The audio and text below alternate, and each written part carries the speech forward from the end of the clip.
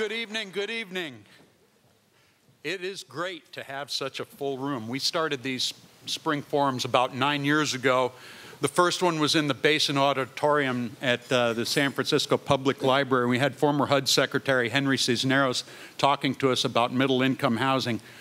We offered boxed lunches with a sandwich, a cookie, an apple, and a soda.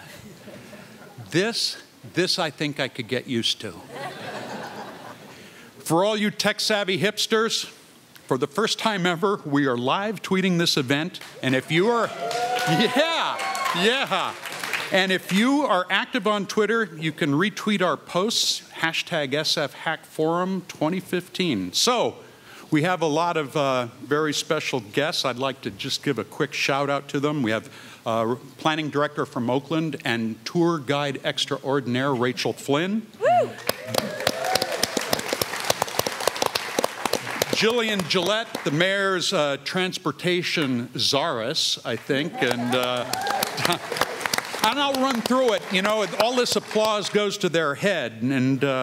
But Tom Hui, Director of Building Inspection, Mary Jung, the Chair of the DCCC, so we got some political juice here tonight. We have Olson Lee, our favorite, the Director of the Mayor's Office of Housing. Jose Lujano with the City of San Jose. Tamika Moss, Mayor Schaaf's Chief of Staff. Yeah, we know Tamika. Ed Reskin, SFMTA Director. Thank you, Ed.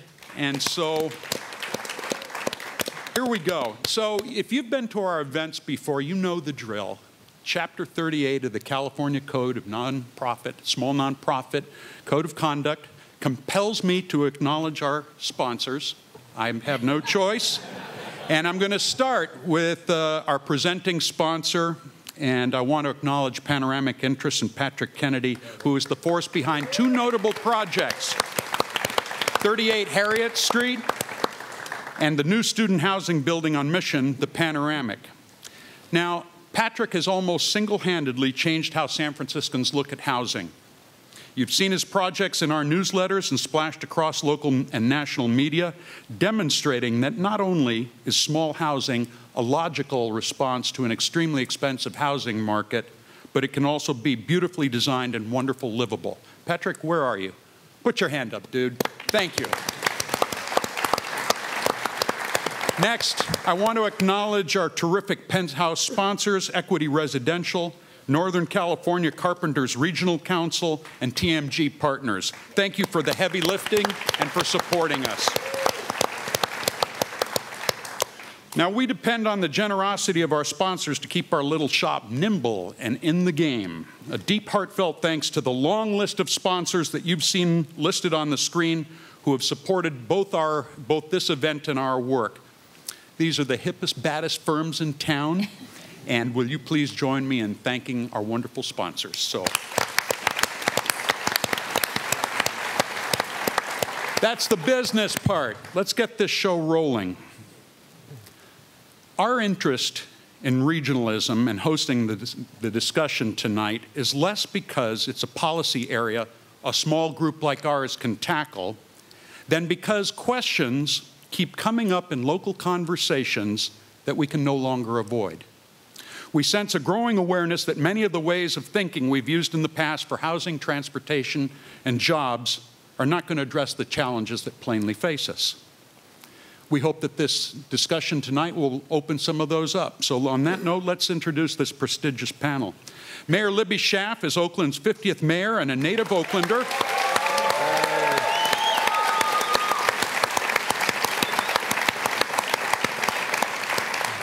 And her record includes more than 2 decades of public service, beginning in private law, and then she did extensive volunteering in Oakland City Schools. She had a senior position at the Port of Oakland, was an aide to former Mayor Jerry Brown, and was on the Oakland City Council. A couple of months ago, we co-hosted a bus tour of Oakland with the Bay Area Council to examine Oakland's development potential. What was unmistakably clear to us was that stuff is starting to happen in Oakland. Mayor Schaaf, we're delighted to have you here to tell us about it. Thank you. Mayor Sam Liccardo is the recently elected 65th mayor of the city of San Jose. You're not coming 65 this year, are you? Son turning 50. As a two-term city councilman, he successfully led efforts to increase investment in affordable housing through an inclusionary housing ordinance and a housing impact fee. As mayor, he co-chairs Destination Home, the county's regional body to end homelessness. Mayor Liccardo, we tend to be pretty insular in this town. In fact, we're too often insulated from the rest of the Bay Area, and we need to know more about what's going on in San Jose, and we're glad you're here to help us learn. Thank you. That other guy, Mayor Lee, is the 43rd mayor of San Francisco. He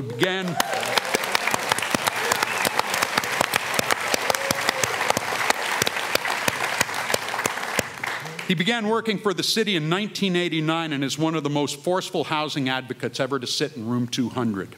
His 2012 Housing Trust Fund created a $1.5 billion fund for affordable housing. He launched the rebuild of 4 of the city's most distressed public housing sites, and his housing action plan is on track to create 30,000 new units by 2020, with 1/2 accessible to the middle class and 1/3 permanently affordable to low-income residents. That, by the way, that's something we strongly support.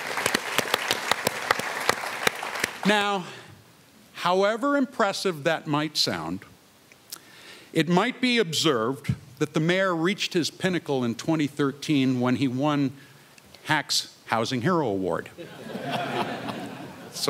And finally, I'd like to introduce our panel moderator, Gabriel Metcalf, Spur's Executive Director.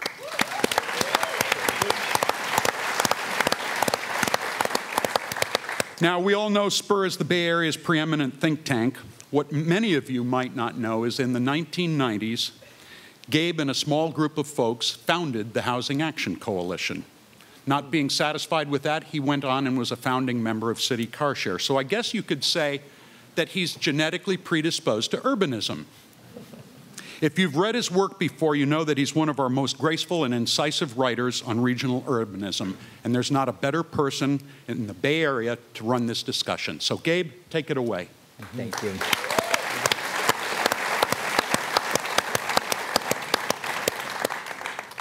Well, it is so great to be here in a room filled with friends like this, and we really need to get you guys together more. This is a very special occasion.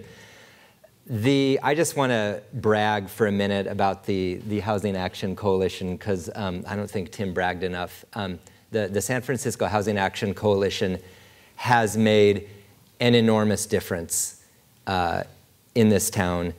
I shudder to think about how bad things would be if it were not for the advocacy they've done over all these years. And I know the war stories that you guys all have who've tried to build housing, but just imagine if we didn't have the hack. Just imagine how much worse it would be. It has been an incredible thing for this community. So thank you.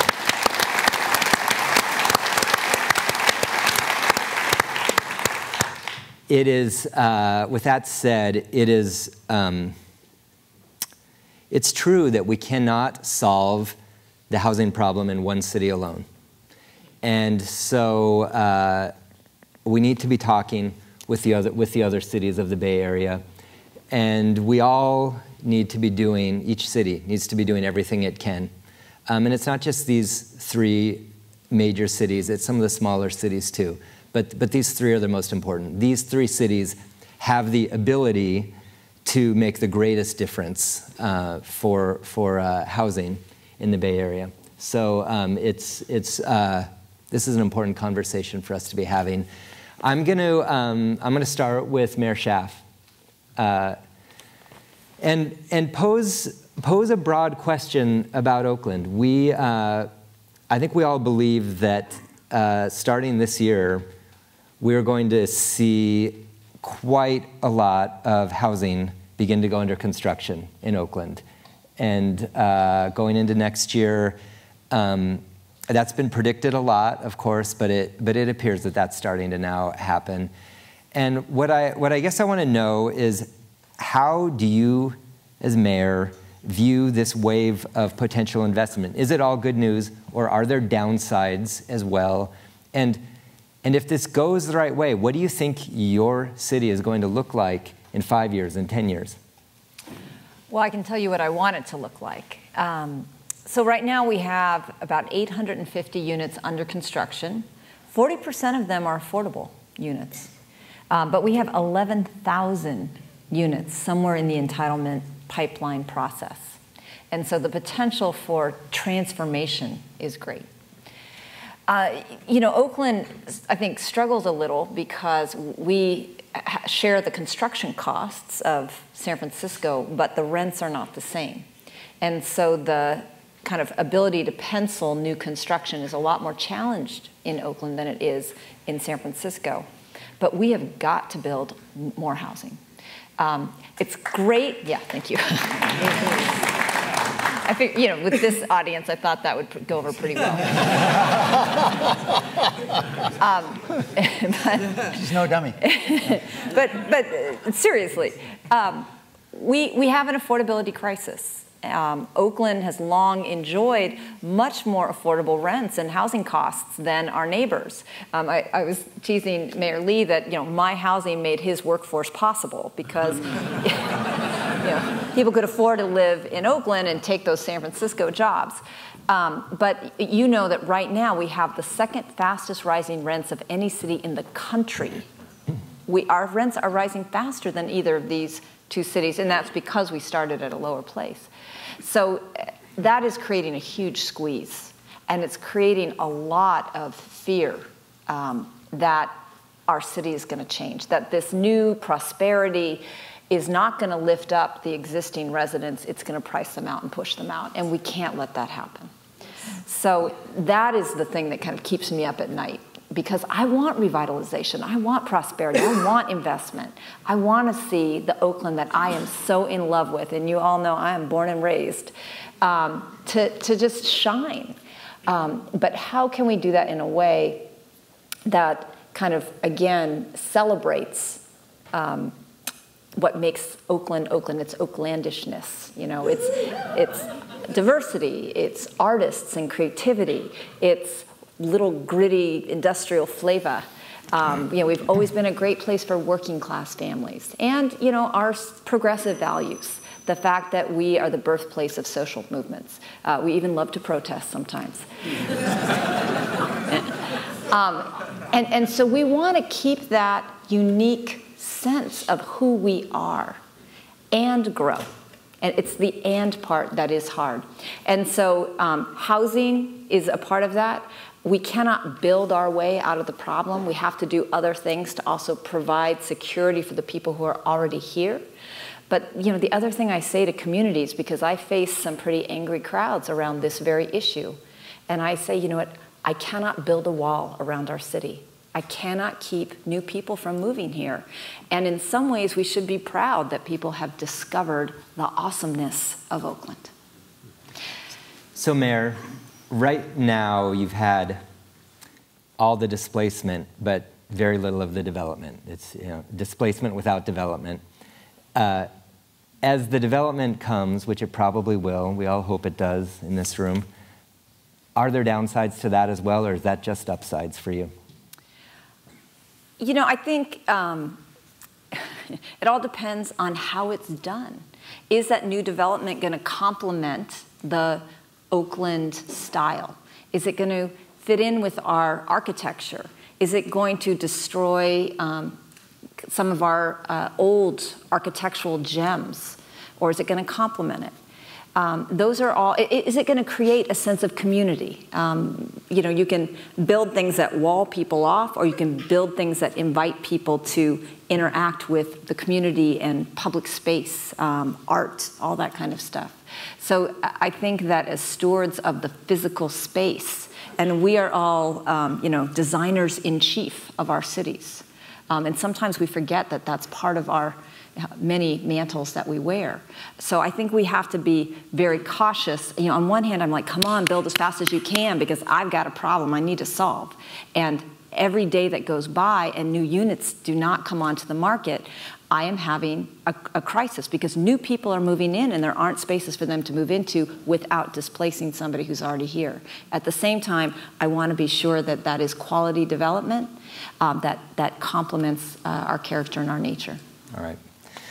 Mayor Liccardo, San Jose is unusual in that it has relatively very few jobs for its population size.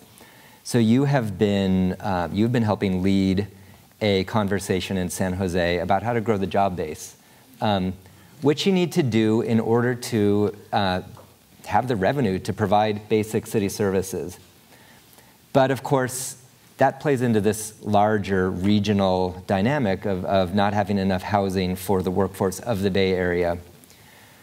We have been trying to start a conversation about the idea of regional tax sharing, like they do in Minneapolis, where the communities that get the sales tax don't get all the money.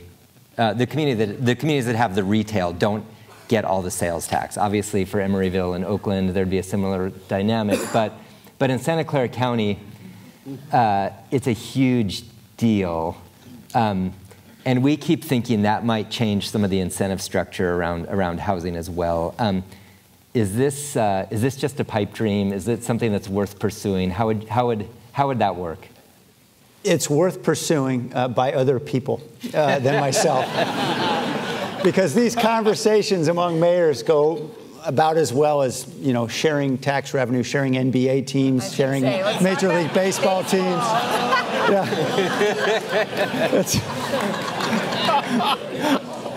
There are more productive and collaborative things we could be talking about.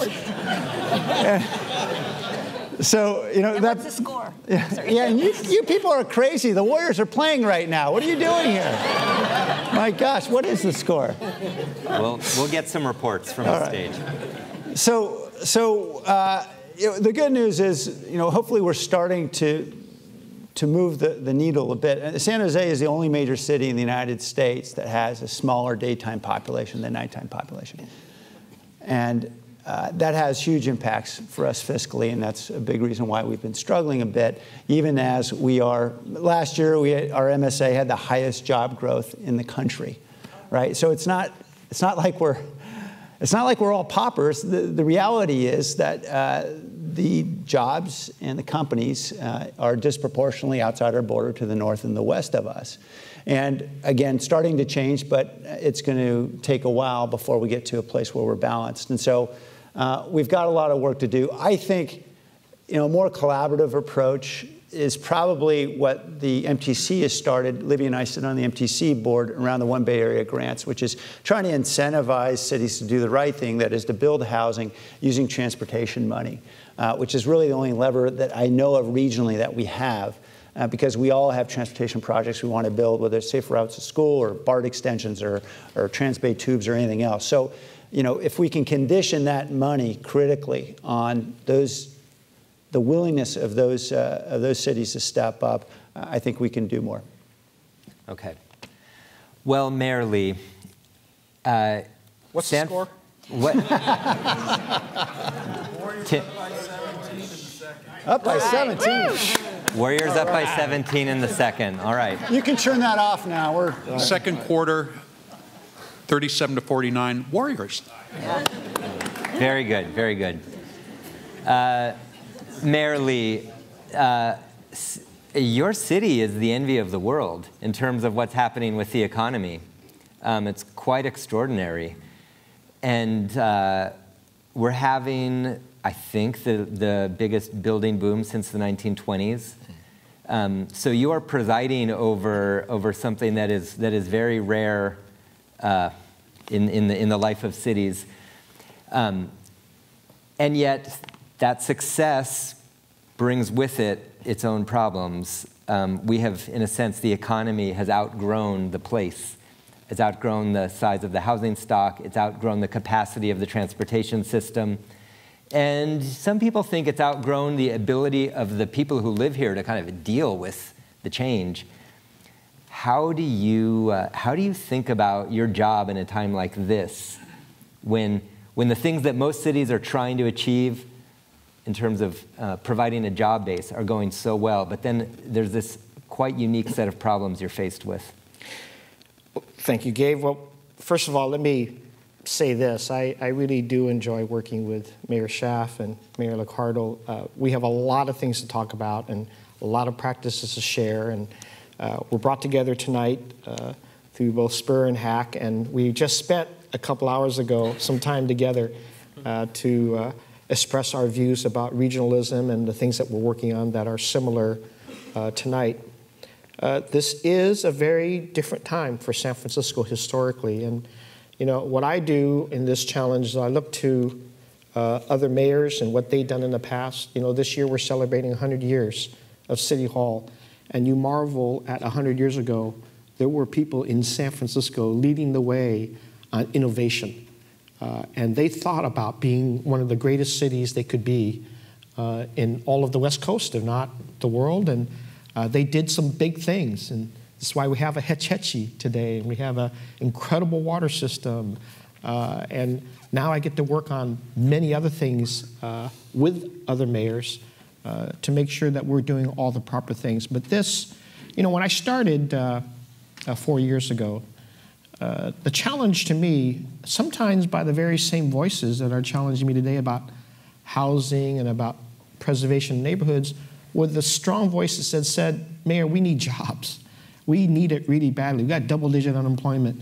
We don't know where we're going. We're coming out of one of the worst recessions that our city, if not the country. And on a localized level, I said to myself, I'm going to focus on jobs. I'm going to really try my best to work with the employers, to the job creators in the city, to our own government, and say, what can we all do? And ultimately, you saw what happened.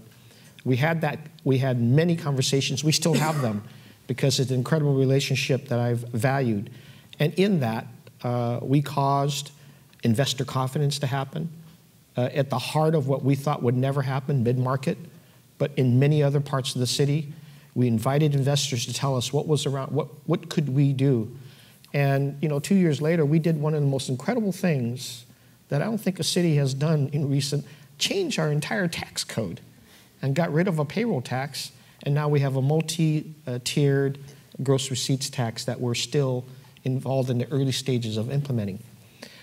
All of to say that the conversations with people began with making sure that we had a strong, investor-confident economy and a city run smartly with proper investments.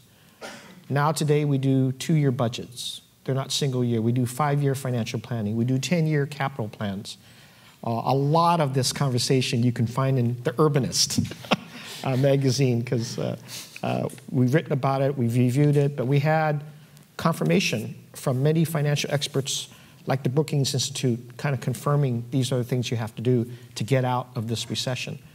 Well, a lot of people kind of instantaneously forget we're still coming out of that recession. And we're very fortunate to have come out of it quite quickly. We've always had a strong tourism, we kept that, but we didn't know that tech and healthcare would be such drivers of strong economic vitality.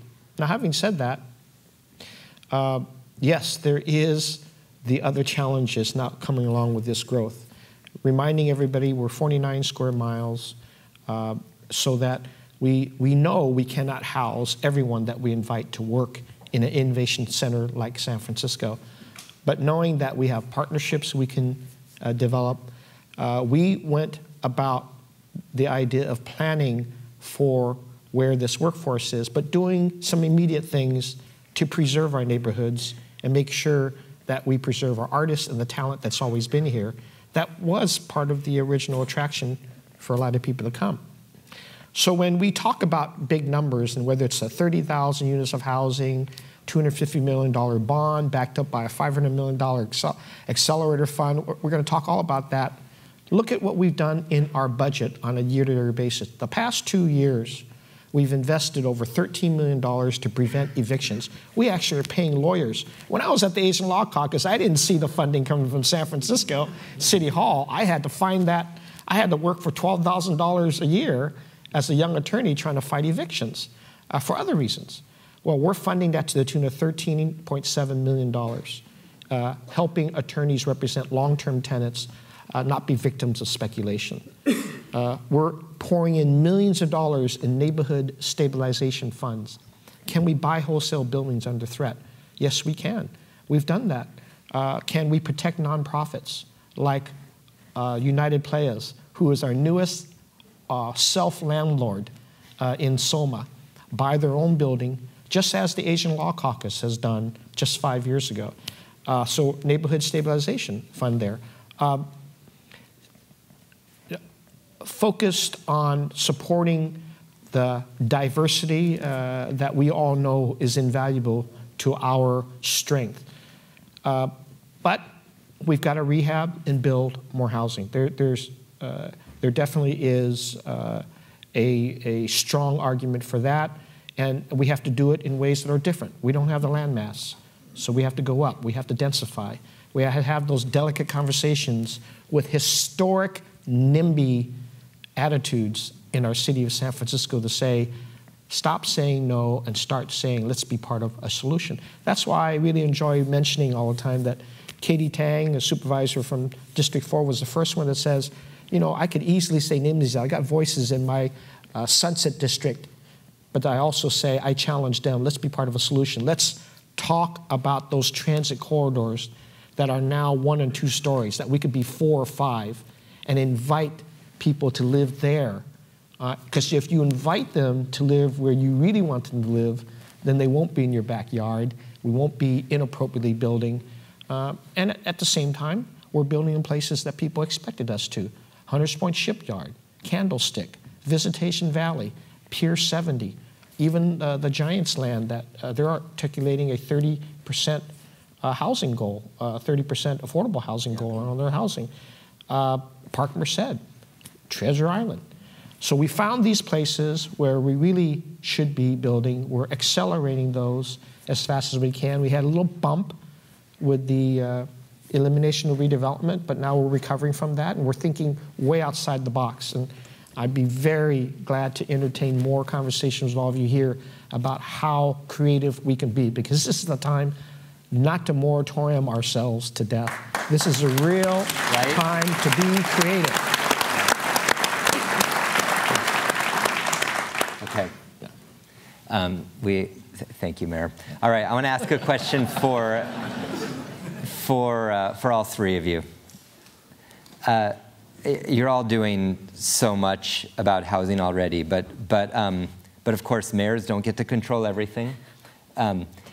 What could and I guess Mayor Schaaf, let's start with you again.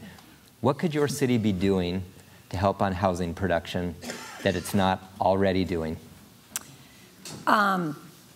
We've had a lot of success using area-specific plans, and so one thing that we need to do is do more of them. Mm-hmm. So we did 5, and that's where we have those hard community conversations and really work it out, kind of where is a change of use or a lot more density appropriate and where is preservation appropriate.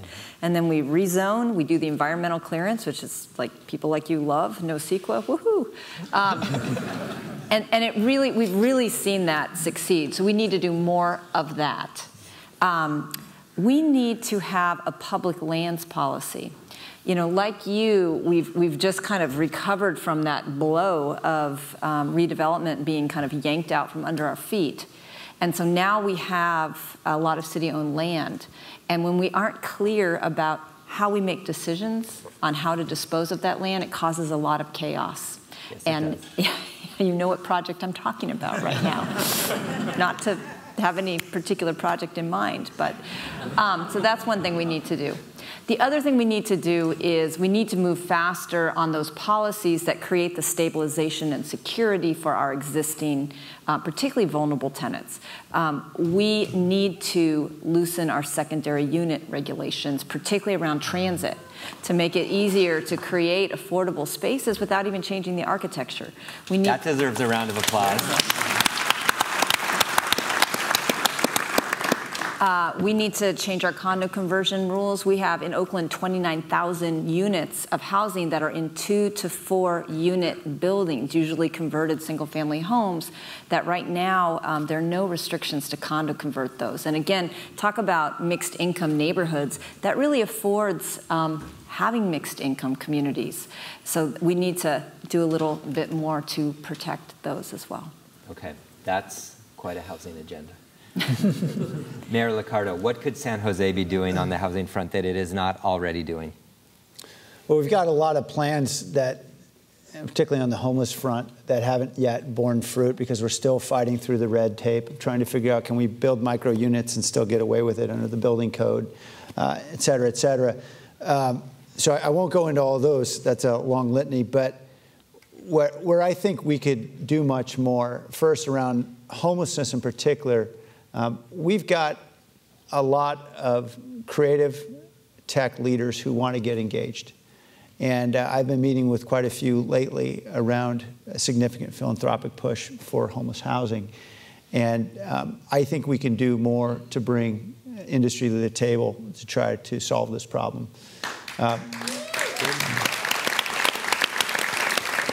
You know, in Silicon Valley, people fundamentally are creating amazing, innovative things, not simply because they're chasing dollars, maybe a few are, but for the most part because these are people who, like Steve Jobs, they just want to make their dent in the universe.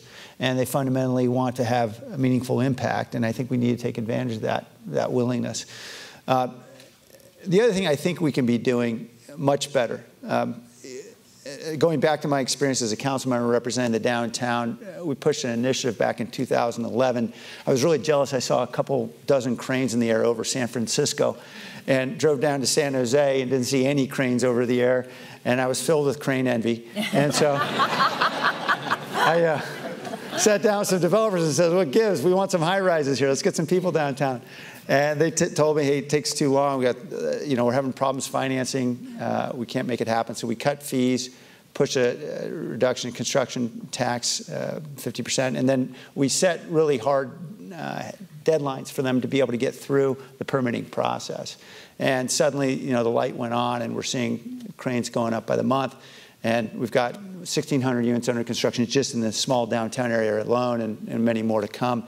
I think we can do much better in the planning and permitting process, and I think there's an area where technology can really help. I want to really leverage what is right now a nascent open data platform to try to create better accountability and transparency around what happens to our permitting and planning process, because right now you can order a package from Federal Express, and you can track it every single mile of the way from the time it leaves the warehouse and in China until it lands on your doorstep. But if you submit a permit application to City Hall, it's lost into a black hole for like 6 months.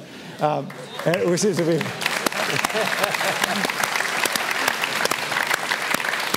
we could probably do better. Yeah. Okay. Submit your building permits in China. And, By Federal Express. All right. Good answer. Mayor Lee, what can San Francisco be doing on the housing front that it is not already doing? Middle income, workforce housing. Mm-hmm. We haven't done that. That's so essential. And this is where it's not any one thing. Clearly, we need state and federal resources to hit this particular area because land costs are so high. But we also need tremendous creativity. And this is why I'm so exuberant about working with the Interfaith Council, for example, where the churches are saying, we have a lot of churches with big parking lots, and yet we're losing people in the pews. What are we doing? What is this all about? And they become to realize that those pews can continue to be filled by the very people they want and they have been missing, that have been moving out, way out, because they couldn't afford it. Nurses, teachers, firefighters, police officers, janitors who work 2 jobs. They can't qualify for the low income. They can't make it on the market. We've got to help them remain in our cities and be an affordable working class family. And so that's what I'm focused on right now in the creativity arena, and I've got some good partners. The industries are helping me. Of course, is Data Faith Council, but I've got to also be very quick, faster than any permit, is to be able to identify land that we can control quickly, because that land cost is the #1 cost factor drive. And if we can do that early, like we walked down South Van Ness Avenue with Supervisor Campos the other day, because I wanted... That must have been fun. Oh, lots of fun. Supervisor, I said, gotta get you off of just thinking one way. We've got to work together on thinking right next door to the mission are 20 opportunities that we should be aggressively working on. And these are pieces of land that within 2 years, they'll all be bought up by some market speculators who are just gonna do things that they need to do to self-interest. And I'm not against that, but I need to have those 20 slots available for hundreds, if not thousands of units that they and his constituents are demanding should have been built by now. And so I've got to think aggressively. I've got to have a team of people. I've got to have relationships with developers, with affordable housing experts, like those of you in the room. I've got to make sure you're right, they're properly designed and well placed with transit, and we have all of that. But I've got to be very aggressive on this side. That's why I want to continue explaining why it's not easy to say you're going to do 30,000 without demonstrating how quickly some of these things can go if we got rid of red tape, figured out the financing. And this is why I've been so aggressive in asking even the financial institution. I asked, as you recall, I asked all the developers that were doing market rate development, I want you to give me a telephone number. I'm not asking you for money. I'm asking you for a telephone number of your financier, your bank, because I want them to give me their best below market product that I can use to create an accelerator fund so that when we are prepared to pass more money, like a $250 million bond or more monies that perhaps the state or feds will release for us, that I'm ready to go into action. Because the last 2 large affordable housing projects that we completed and opened and gave keys, one took 7 years, the other took 9 years. Because they had to come from 5 different sources to put together. There's no way we can stand for that. And I kind of puff it up by saying, by the way, we got veterans out there. We got single mothers out there. Don't you want to act faster? And I think that's where the creativity, that's where the philanthropy, that's where the banks are paying attention, because I need to paint them the picture of who it is that we want to prevent from being evicted, but who it is that deserves long-term housing, the very talent that we want to be here in the city. You know, Ed, while you're having those conversations with the financial institutions, I think this is an important regional conversation to have about whether or not banks are going to continue to require, not banks, the lenders are going to continue to require very high parking ratios in places where, frankly, we don't need them, we don't want them, and we can do better. Because I think housing gets a lot more affordable when we're not putting all that land out for cars. Yeah, I was just going to say, in a few years, we're going to all be in our self-driving Uber. Right. No one's going to have a car. Well, this is a good segue. Let's talk a little bit about transportation. And you guys all hear this, that one of the reasons some of the people in our communities are opposing new housing is they say the streets are too crowded. They say that they can't get where they need to be. The Bay Bridge is a parking lot. 101 is a parking lot. BART and Caltrain are full. Muni's full. What do you guys think? Mayor Liccardo, let's start with you. What are the most important, most strategic things we can be doing to try to get unstuck in terms of transportation? Well, it's like the old line that, it's so crowded nobody goes there anymore. Yogi Berra. Right? If it's crowded for a reason. That means it's working. BART's what, up to 450,000 riders a day, maybe a bit more. Great system. Wonderful. Let's build a Transbay Tube. Let's get it to San Jose. Let's expand it. Let's water what's growing. And I think we need to do a better job, as I've said earlier, batting our weight regionally and getting the dollars from Washington, D.C. and Sacramento to the Bay Area.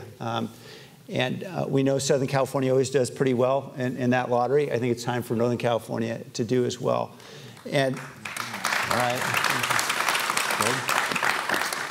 Good. Certainly, there have been lots of solutions proposed on the transportation challenge that we have. The one thing that unites them all is that they're all very expensive. And doing nothing is even more expensive. And that's why we're all routinely going to our jurisdictions asking for tax increases to pay for. I'll be doing that in 2016. I know it happened just in Alameda County, what, a year and a half ago? It does, but I might come back for more. Okay, why not? It is, and I can understand, there is certainly a limited tolerance for all that out there, but I think hopefully everyone gets the fact that the only way we're going to be able to tackle the crisis we're facing is with more investment. Mayor Schaaf, what do you think are the most important things we can be doing on transportation? Well, in Oakland, I just got to propose my first budget, and one of the biggest things in it is I'm proposing the creation of a Department of Transportation for the city of Oakland.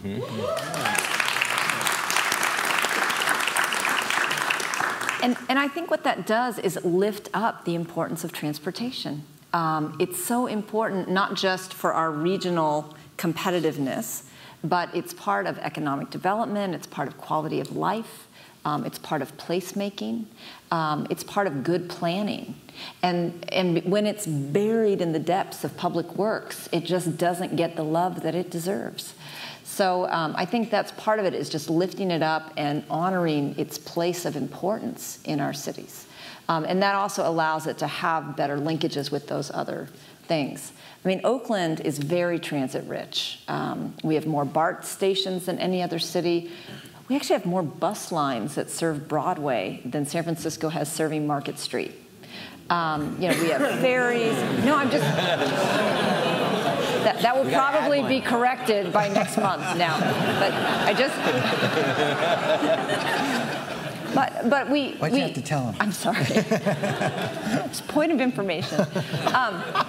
But we have to be more mindful that when we design our roads, and sometimes we have more roads than we need, that they're not just for cars.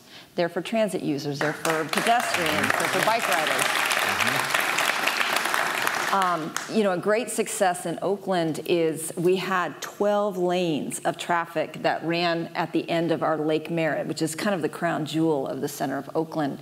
We took out some of those lanes and built this huge park and a natural amphitheater, and there's like a party going on every weekend. At night, they're literally like twirling fire sticks. I mean, it's crazy.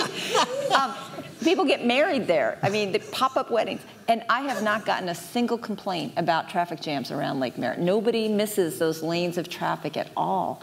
And so, to realize our responsibility when we create roads, the movement around parklets and how we change the parking spaces, roll out libraries, these are things that really enliven cities, whereas just endless lanes of traffic do not.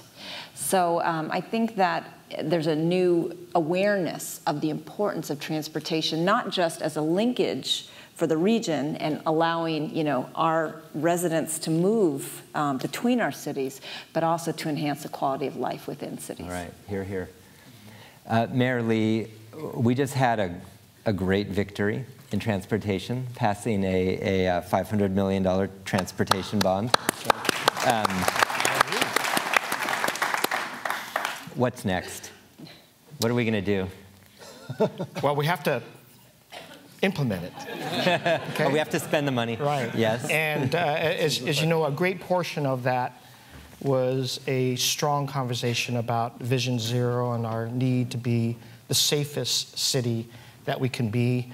So many of our streets are now being used, and driving habits and traffic habits have not been reviewed in a comprehensive way with with the lens of safety for everyone. So this is what Vision Zero is there for. The other recognition is that we have to be cities of multimodal ways to get around. And I am so excited that all three of us are just about to embrace this tremendous increase in the bike sharing program, from 700 to 7,000 bike sharing bikes in the region in the next few years. It's incredible. That's incredible. Promoting walking in our districts and making sure those passages are safe. Slowing down traffic in school sites and senior sites. Making sure we've got good multicultural education going on, because you never want people, no matter what language and what culture, to not be aware, even if the light is green, you still look both ways. These kinds of things have to happen in major urban settings. But the key is that the public and government finally said yes to each other about a huge investment. And we hope that will lead to, of course, our Muni, which is, I think, on its way to reinvesting in all of its equipment, its day-to-day operations, its staffing, I think, is really getting there. And we're going to have that kind of investment because of the money. And I poured in an additional, as you recall, $48 million recently in the MTA to make sure that we hustled on the new vehicles that we expect to be made. They're made in California. So that's fantastic. So we're on these bonds, the big thing is this. If the public tells you they agree, you better darn deliver. And this is what our capital plan has been disciplining us in, is that I got to demonstrate right away, immediately, that the investments we're making has a return on it, because that's how people will vote for these bonds. This is an incredibly delicate thing that us politicians have. If we sell a bond, we better deliver on it. And over and over again, that's how you get people to say, okay, as long as you deliver, we're going to support you. When we see pork and other things don't work and the projects aren't done, but look at Central Subway. We're halfway there. We can walk down the tunnel. I want to walk in that tunnel all the way to Fisherman's Wharf one of these days, but right now it's to... That sounds like a nice walk. It's to Chinatown, and it's on time, it's on budget. Right, alongside. But we have to demonstrate that we can deliver on these so that we can get that constant investment. And that conversation will continue to be had with the public in a very positive way. All right, I want to close with a question for all three of you about regionalism. No one city, no one neighborhood can solve the housing crisis by itself. And that's the dilemma. We need to all do our part. But so many cities in the Bay Area, especially the smaller ones, are in a sense pulling up the drawbridge or trying to. They can stop things from being built, but Mayor Schaaf, as you said, you cannot stop people from moving to your town. So what that adds up to for the region as a whole is the situation we find ourselves in with these incredibly high prices. So the question I guess I want to pose to you is, do we need to think about moving to a model like Portland or Seattle where we begin to take away the ability of cities to say no to housing, where we regionalize? Do we need to do that? And, or can we get there through continuing to have the local, 100% local decision-making over land use? Mayor Liccardo, an easy one for you. Sure. You know, in some ways it is easy for us because we're the big cities and we embrace the housing and we want to be urban centers and our neighbors don't. And so it's always easier for larger cities to say yes to regionalism. The challenge is we have, 99 jurisdictions around the Bay Area. That's a lot of cats to herd. And, you know, I sat on the ABAG board for many years, and I could tell you we might as well be in different countries. Yeah. Some of these towns and, you know, in larger cities, our interests are so diverse. It's not easy. I don't know how they did it in Portland and in Seattle. I know they consume different things than we consume. Maybe they get along better that way. Oh, move to Oakland. Actually, I take that back. I'm joking. Just joking. So it's just hard. And you need a prescription. Yes, sorry. That's true. Okay. We do. And so, I think it's easier for the three of us to agree on a strategy than it is to get three of those smaller towns to agree. Yeah, okay. Mayor Schaaf, what do you think about this? I'm sorry, I'm still like on that last. So, there's a range. You're talking about something that's pretty punitive and like regulatory, and that's the stick, right? I liked how Sam was talking about the carrot. If you don't want to do your fair share, no transportation funds for you. So that's to find more carrots, I think, is something that is more politically feasible. And then there's a middle ground of kind of like the cap and trade model. Like, you don't want to buy it? Well, then good. Give me your money and I'll build it in my city. Because I've got will and desire, but I don't have enough resources. And so that's another thing that people are talking about. And I think somewhere we can find a little bit of a happy medium, because at the end of the day, we cannot buy off the environment. And the carbon emissions that come from bad land use and the quantity of emissions from people driving long distances between their homes and their jobs, you can't buy that. Nope. That is a responsibility that we all have to solve. And so that piece is kind of non-negotiable. Mayor,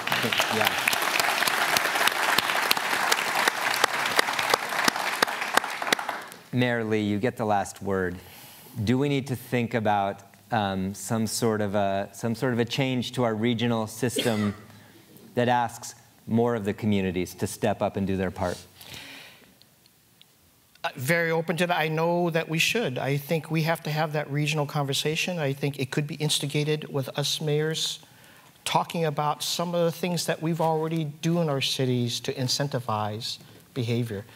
In the land use arena, I know our planning department can be incredibly inventive, because when we've had those conversations of using land use tools, we oftentimes are able to connect up the jobs, housing, transportation linkages.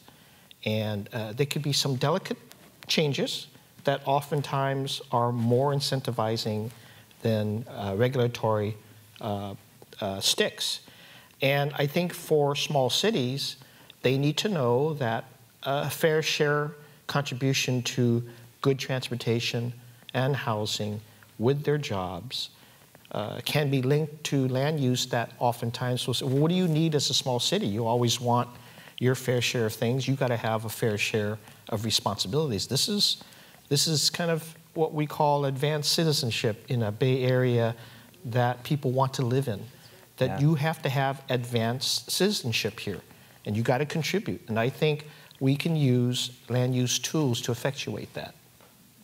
Let's give these guys a round of applause.